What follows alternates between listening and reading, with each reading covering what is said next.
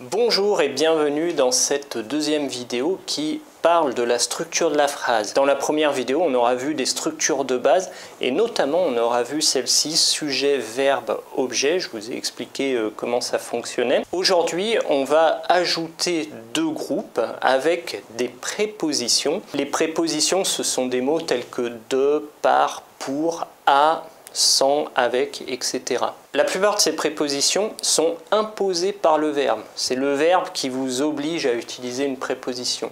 Par exemple, quand je dis « je parle de mes vacances », eh bien, parler, ça s'utilise forcément avec « de ».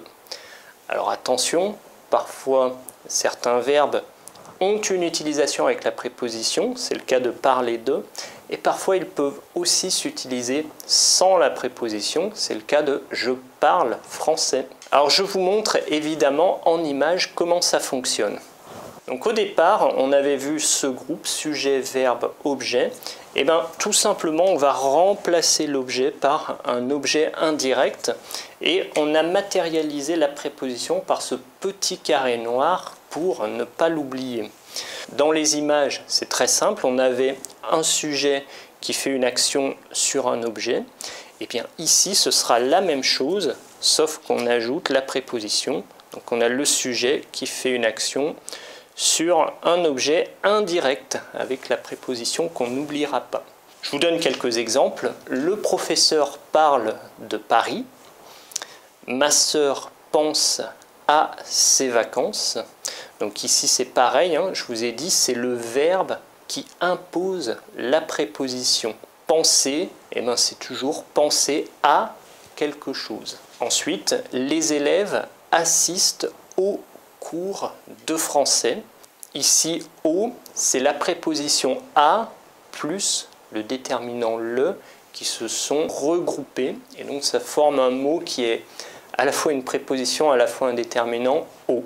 Donc quand on a un « au », comme ça, il ne faut pas oublier la préposition et il faut bien comprendre qu'on a vraiment un objet indirect. Voilà, donc ça c'est facile, vous pouvez le retrouver dans des livres de grammaire. En revanche, maintenant, je vais vous donner une nouvelle fonction qui n'apparaît pas dans les livres de grammaire et qui pourtant est utilisée en français. Il s'agit du destinataire. Le destinataire, c'est également un groupe dans lequel il y a une préposition et cette préposition, c'est le « à ». Cependant, le destinataire, comme son nom l'indique, reçoit quelque chose. Et en l'occurrence, il reçoit l'action du sujet. Donc c'est pour ça que dans les phrases, je le matérialise ainsi. On a le sujet qui fait une action à destination du destinataire. Évidemment, avec les explications, c'est toujours difficile à comprendre. Donc je vous donne quelques exemples pour mieux comprendre. Louis parle à Lina. Donc Louis, c'est le sujet. Qu'est-ce qu'il fait? Il parle et il parle à une personne, à Lina. Donc Lina, c'est le destinataire des paroles de Louis. Je vous donne un autre exemple. L'enfant écrit au Père Noël. Au Père Noël, je vous rappelle que le « au », c'est la préposition « à » plus le. Donc il y a vraiment la préposition « à » et le destinataire, il est obligé d'avoir cette préposition. Il ne peut pas en avoir d'autres. Ce n'est pas « de », ce n'est pas « par », c'est toujours « à » et c'est ce qui fait le destinataire. Maintenant, vous avez une difficulté. Tout à l'heure, je vous ai donné un exemple. J'ai dit « ma sœur pense à ses vacances ». Et « à ses vacances », je vous ai dit que c'était un objet indirect. Et maintenant, je vous dis le destinataire, il a forcément la préposition « à ». Et bien justement, on peut avoir les deux. C'est là où il faut faire attention, parce qu'il y a certains verbes qui imposent cette préposition « à », mais qui n'entraînent pas forcément un destinataire. Par exemple, quand je dis « ma sœur pense à ses vacances », ce n'est pas le destinataire des pensées, c'est juste l'objet de la pensée. Et ça, il faut bien le distinguer. Vous verrez, pareil, alors toujours avec ces pronoms, parce que c'est un problème qui est récurrent chez tous les élèves apprenant du français, les pronoms, ils font la distinction entre ces deux groupes et c'est pour ça que je vous la présente aujourd'hui. Donc quand je dis « je réfléchis à quelqu'un » ou « je réfléchis à quelque chose », c'est vraiment un objet indirect. Par contre, quand je dis « je parle à quelqu'un », ici c'est un destinataire car il reçoit mes paroles.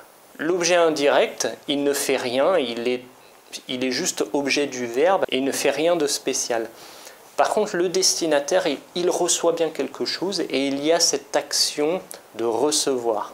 Pour compliquer un petit peu les choses, vous allez voir qu'on peut ajouter le destinataire avec un objet ou un objet indirect. Je vous montre tout de suite en image. Donc on a toujours notre sujet et notre verbe qui sont la base de la phrase. Ensuite, on a l'objet et on a le destinataire à la fin. Ou alors, on a l'objet indirect et le destinataire. Sur les images de phrases complexes, ça donne un sujet qui fait une action sur un objet à destination du destinataire. Dans l'indirect, c'est la même chose, c'est un sujet qui fait une action sur un objet indirect avec la préposition pour le destinataire. Ce garçon écrit une lettre au Père Noël.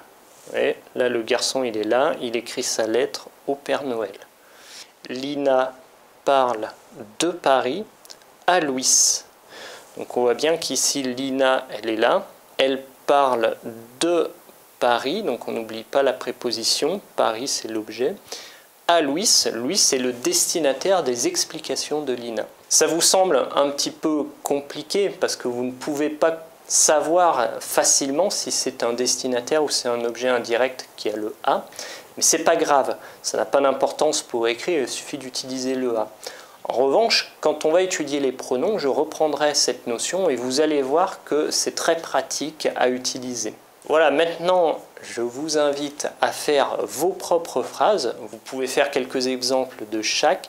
Si vous êtes inscrit à l'école Luquet, évidemment vous pouvez m'envoyer vos phrases. Je vais les corriger et vous donner quelques recommandations. Et en tout cas, je vous invite à rester connecté pour suivre les prochaines vidéos. À très bientôt!